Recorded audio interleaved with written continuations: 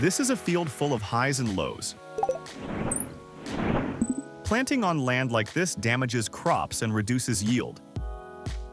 That's why leveling must be done before seeding.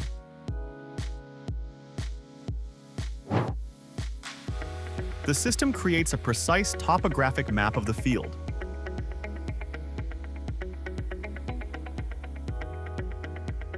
Red means cutting, blue means filling, green is the finished level.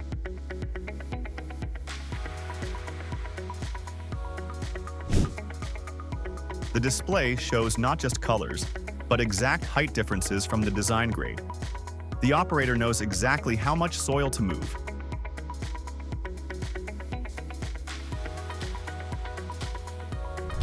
With every pass, the screen updates in real time. Progress is clear and precise. No guessing, just accuracy.